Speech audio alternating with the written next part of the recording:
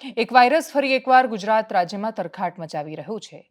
કહેર એટલા માટે કેમ કે સૌથી પહેલા ચાંદીપુરા વાયરસને લગતા કોઈ પણ સમાચાર તમને ડરાવવા માટે નથી, પણ જો તમે ડરીને જ સાવધાન થતા હોવ અથવા મૃત્યુઆંક સાંભળીને જ તમને જો એની ગંભીરતા સમજાતી હોય, જે આપણને બધાને એવું થાય છે.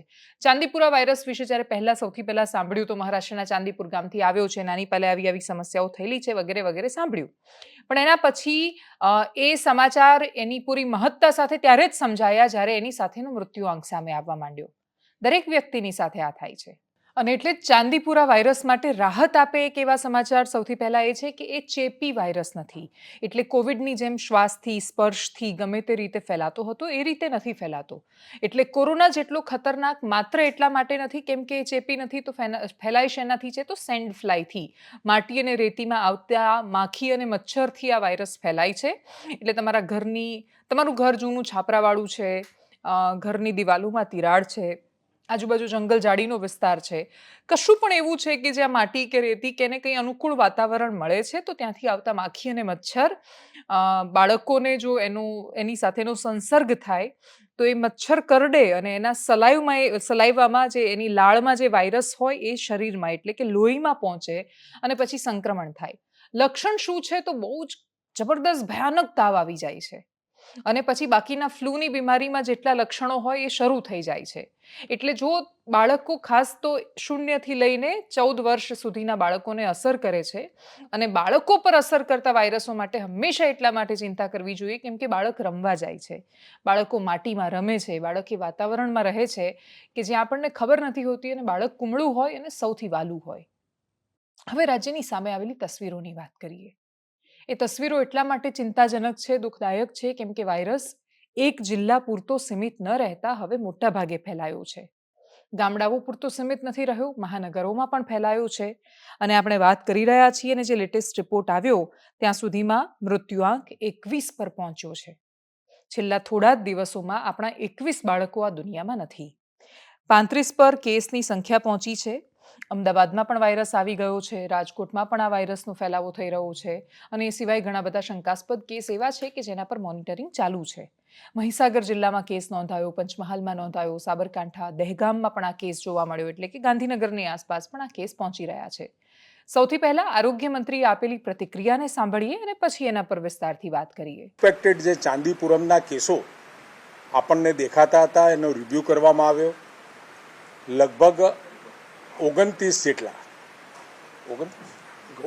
જેટલા સસ્પેક્ટેડ ચાંદીપુરમના કેસો આપણને જે જોવા મળ્યા એમાંથી આશરે નહીં પણ ચોક્કસ 15 જેવા દર્દીઓના મૃત્યુ થયા. દર્દીઓ મોટાભાગે નાના બાળકો, 4 વર્ષથી લઈ અને 14 વર્ષ સુધીના બાળકોમાં આ પ્રમાણ આપણને જોવા મળ્યું. આના પરીક્ષણો માટે આપણે પૂના ખાતે આ સેમ્પલો મોકલ્યા હતા, જેમાંથી હાલમાં 7 પરીક્ષણોમાંથી એક જ ચાંદીપુરમનું કન્ફર્મ આપણને જોવા મળ્યું છે. સામાન્ય રીતે આવા સંજોગોમાં અને ચોમાસાની પરિસ્થિતિમાં વાયરલ એન્સેફેલાઇટિસનું પ્રમાણ આપણને જોવા મળે છે. એન્સેફેલાઇટિસ એટલે કે મગજની અંદર તાવ આવવો, મગજમાં સોજો આવવો અને એના કારણે થતા જે વાયરસથી સામાન્ય રીતે 4 થી 5 પ્રકારના આવા રોગો સંભવિત આપણને જોવા મળતા હોય છે. એ પ્રકારના રોગોનું લક્ષણ આપણા રાજ્યમાં જોવા મળ્યું છે અને એના કારણે સમગ્ર જિલ્લાની અંદર ડીડીઓ, કલેક્ટરશ્રી, મ્યુનિસિપલ કોર્પોરેશનના અધિકારીશ્રીઓ અને સાથે CDHOને સૂચના આપી છે. ચોમાસાની રોગજન્ય પરિસ્થિતિની અંદર તમામ તાલુકાઓમાં દરેક જગ્યાએ જ્યાં માટીના ઘરો છે, કાચા ઘરો છે, લીંપણવાળા ઘરો છે, તિરાડો છે, એ તિરાડોમાં આ જે રેતની માખી જ્યાં એનું ઘર બની રહે એવી જગ્યાએ દવાનો છંટકાવ કરવાનો, સાથે મેલેથિન પાવડરનો પણ છંટકાવ કરવા માટે આપણી જે ટીમો છે એ તમામ ટીમોને કામે વળગાડી અને આવતા સમયની અંદર સમગ્ર રાજ્યમાં તમામ જિલ્લાઓમાં, તમામ તાલુકાઓમાં આપણે ડ્રાઈવ હાથે ઉપર ધરી રહ્યા છે, જેથી કરી આવતા સમયમાં મેલેરિયા, ડેન્ગ્યુ, ચિકનગુનિયા કે આવા કોઈ પણ પ્રકારના વરસાદી ઋતુના કારણે થતા રોગોમાં પણ આપણે કંટ્રોલ મેળવી. આરોગ્ય મંત્રીને એક પ્રશ્ન પણ પૂછાયો હતો કે રિપોર્ટ આવવામાં આટલી વાર કેમ લાગે છે, તો એનો જવાબ આપતાની સાથે જ એમણે કહ્યું કે અત્યાર સુધી જ્યારે એનું કલેક્શન કરવામાં આવે ત્યારે રિપોર્ટ માટે પુણેની લેબોરેટરીમાં મોકલવા પડતું હતું. હવે GBRCમાં એટલે ગુજરાત બાયોટેકનોલોજી રિસર્ચ સેન્ટરમાં એનો રિપોર્ટ કરવાની શરૂઆત થઈ ગઈ છે. એટલે હવે GBRC રિપોર્ટ કરશે એટલે બહુ ઝડપથી આપણી પાસે એના પરિણામ આવશે. આપણે કોઈ પણ આ પ્રકારની મહામારી સામે આવે છે, આ મહામારી નથી, સમસ્યા છે, પરંતુ આ પ્રકારની સમસ્યાઓ જ્યારે સામે આવે છે ત્યારે ઘણીવાર શરૂઆતના લેવલ પર એને સમજી નથી શકતા. આ કિસ્સામાં સારું એ થઈ રહ્યું છે કે ખૂબ શરૂઆતથી આને ગંભીરતાથી લેવાઈ રહ્યું છે અને એટલા જ માટે એનું ડસ્ટિંગ કરાવવાની વાત હોય કે કોઈ જગ્યાએ પાવડર ફેંકાવાનું કે એના ડિસ્ટ્રીબ્યુશનની છંટકાવની વાત હોય, એની શરૂઆત થઈ ગઈ છે. આ શરૂઆતને છેક સુધી સાચવવી એટલે જરૂરી છે કેમ કે આખરે વાત બાળકોની છે. તસવીરો ખૂબ પીડાદાયક સામે આવી છે. એટલે પંચમહાલ જિલ્લાની દેવાંશી હોય કે મહેસાણાનો યુવરાજ, આ બે માત્ર બાળકોના નામ છે. એ સિવાય અનેક બાળકો એવા છે કે જે યુવરાજ 1 વર્ષનો હતો, દેવાંશી 4 વર્ષની હતી અને છોકરીનો વિડીયો સામે આવ્યો. 4 વર્ષની એ છોકરી થોડા જ દિવસો પહેલા પાણીની પાઇપથી પાણી આવતા રમી રહી હતી અને હવે આ દુનિયામાં નથી.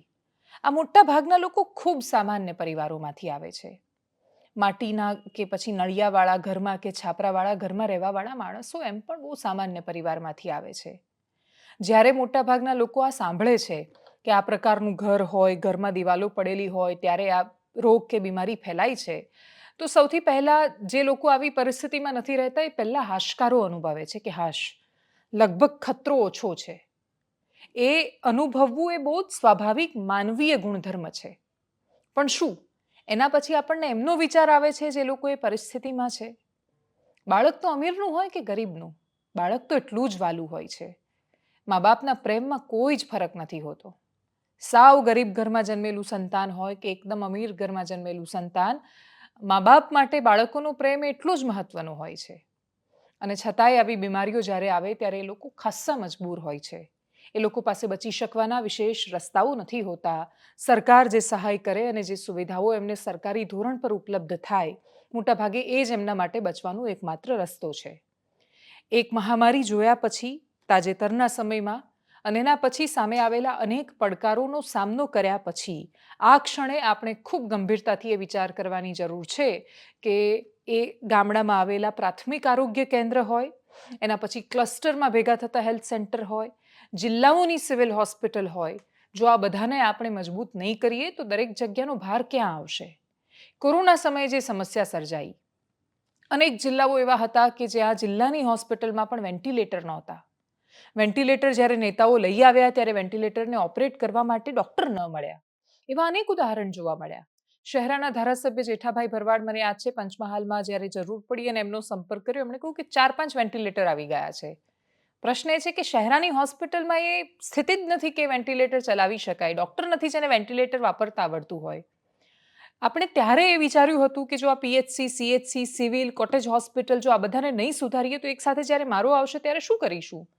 અને માણસ જ્યારે મહામારી આવે છે ત્યારે વધારે ને વધારે સ્વાર્થી બને છે. જ્યારે વાત પોતાના પર આવી જાય છે ત્યારે એકદમ સ્વાર્થી બની જાય છે. પોતાનાથી વિશેષ કોઈનું નથી વિચારતો ને એટલે જ આપણે અમદાવાદ શહેરમાં એવા નિર્ણય જોયા કે જ્યારે શહેરનું પ્રબંધન કરતા લોકોએ નિર્ણય લઈ લીધો કે અમદાવાદની બહારનું આધાર કાર્ડ હોય એટલે એ લોકોને હોસ્પિટલમાં એડમિશન નહીં આપવાનું. શું કામ? તો કે અમદાવાદવાળા ક્યાં જશે?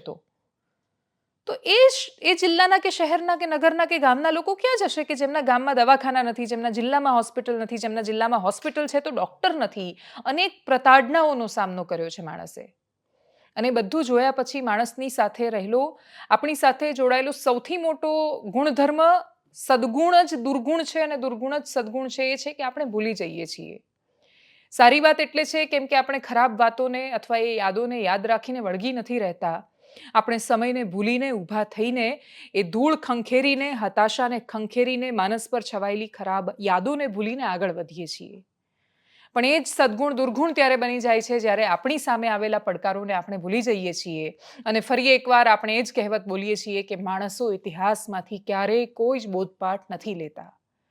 દરેક આવતો એકદમ નાનો પડકાર હોય કે મોટામાં મોટી મહામારી આપણને એ પ્રશ્ન કરતો જાય છે કે કોઈ મહામારી આવે તો શું આપણે સજ્જ છીએ? ગામડામાં રહેતા અને મોટા ભાગે જેની પાસે આર્થિક સગવડ નથી એવા માણસો કચડાઈ જાય છે. આપણે કોઈ મદદ નથી કરી શકતા એમની. મિડલ ક્લાસની હાલત હંમેશા સૌથી કફોડી થાય છે. એની પાસે ના રૂપિયા છે ના એ બહુ જ ગરીબ છે. એ વચ્ચેની સમસ્યાથી પીડાતા માણસોનું માનસિક સંતુલન ખોરવાતું જાય છે. અને એટલે જ તમે કોરોના પછી જોશો તો એટલી બધી સમસ્યાઓ છે. માણસ માનસિક રીતે સંતુલિત જ નથી. જેણે જેના સ્વજનો ગુમાવ્યા છે, જે આકરામાં આકરી પીડામાંથી પસાર થઈ રહ્યા છે, એ લોકોનું માનસિક સ્વાસ્થ્ય ક્યારે સારું થઈ શકવાનું છે? કદાચ ક્યારેય નહીં થઈ શકે. જે લોકો પોતાનું એકદમ નજીકનું માણસ ગુમાવી દે છે, એ લોકો આખું જિંદગી એમનું માનસિક સ્વાસ્થ્ય ખોરવાઈ જાય છે. કમનસીબે આપણી પાસે એની એ વ્યવસ્થા નથી કે લોકોનો ઈલાજ પણ કરી શકીએ. એટલે તનનો ઈલાજ નથી થતો, મનનો ઈલાજ તો ખાસો મોંઘો છે. અને એ મોંઘો ઈલાજ તો અમીરોની બીમારી પૂરતો સીમિત રહેવાય છે એવું નથી. બીમારી તો બધાને થાય છે. પેલાને તો ખબર જ નથી હોતી કે એને માનસિક ઈલાજની જરૂર છે. એટલી બધી સમસ્યાઓ ને આપણી સામે આવતા નાનામાં નાના પડકારો આપણને ચેતવીને જાય છે. ચેતવીને એ દ્રષ્ટિકોણથી જાય છે કે જે લોકો માટે તમારે બોલવાનું છે એના માટે તમારે બોલવું પડશે. ભલે પછી તમારી પાસે પૈસા છે, તમારી પાસે મેડિક્લેમ છે, મેડિક્લેમથી તમે મોટામાં મોટી હોસ્પિટલમાં સારવાર કરાવી શકો છો. તમે એક સાથે 5 લાખ નથી ખર્ચી શકતા તો તમે વર્ષે 15,000 કરીને એના હપ્તા ભરીને મેડિક્લેમ રાખો છો કે જેથી જરૂર પડે અને આપદાના સમયે તમે હોસ્પિટલમાં દાખલ થઈને તમારી સારવાર કરાવી લો છો. એ લોકોનું શું? સરકારી આયુષ્યમાન કાર્ડ જ્યારે હોય છે ત્યારે એ લોકો પ્રાઇવેટ હોસ્પિટલ સુધી પહોંચી શકે એવી અવસ્થામાં ઘણીવાર હોતા નથી. જાગૃતિ અને બાકીની બહુ જ બધી સમસ્યાઓ છે. કેન્દ્ર સરકારના કરેલા ઉત્કૃષ્ટ કામોમાંથી એક આયુષ્યમાન કાર્ડ છે. પણ જે નગર લેવલ પર હોસ્પિટલો એની સાથે એમ્પેનલ થયેલી છે એ લોકો તો નથી કરી રહ્યા એમાં સારવાર. ફરિયાદ કરવામાં આવે ને ફરિયાદનું નિવારણ થાય ત્યાં સુધીમાં સ્વજનો આશા ગુમાવી દે છે, થાકી જાય છે, ધીરજ નથી રહેતી. પ્રાણીઓ માટે એવું કહેવાય, આજે જે એક ફોરેસ્ટ ઓફિસરનો શેર કરેલો વિડીયો જોઈ રહી હતી, જંગલના અધિકારીનો, વાંદરા કે રીંછ કે કોઈ એક પ્રકારના પ્રાણી હતા એટલે દીપડો આવ્યો ને એક વાંદરાને એના પર એમણે હુમલો કર્યો. બાકીના બધા પ્રાણીઓ ભેગા થઈ ગયા દીપડાની સામે પડવા. એમને ખબર હતી કે એમનો સાથીદાર તો મૃત્યુ પામી ચૂક્યો છે, છતાં એનું શવ લેવા માટે પણ એ દીપડાની સામે તૂટી પડ્યા. જ્યાં લડવાની તાકાત નથી ત્યાં તૂટી પડ્યા, પણ એમણે પોતાના સાથીદારને છોડાવ્યો અને શિકાર કરેલો દીપડો ખોરાક લીધા વગર દૂર સુધી ભાગ્યો. ફૂડ ચેઇનમાં થયેલું ડિસ્ટર્બન્સ છે, પણ હકીકત એ છે કે જરૂર પડે ત્યારે પ્રાણીઓ પણ એક સાથે આવી જાય છે. આપણે તો માણસો છીએ. આપણે શું કામ આટલા વાડા ઊભા કરી રાખ્યા છે? જાતિના વાડા, ધર્મના વાડા, અને કશા જ વાડા ન હોય તો ક્લાસના વાડા, અમીર ગરીબનો ભેદ. માણસને માણસની જેમ જોતા શીખીશું તો કદાચ આપણે પ્રાણી જેવા કહેવાઈશું, જે આપણે હોમોસેપિયન્સ પ્રજાતિમાં આવીએ છીએ એમાં માનતા હોઈએ તો.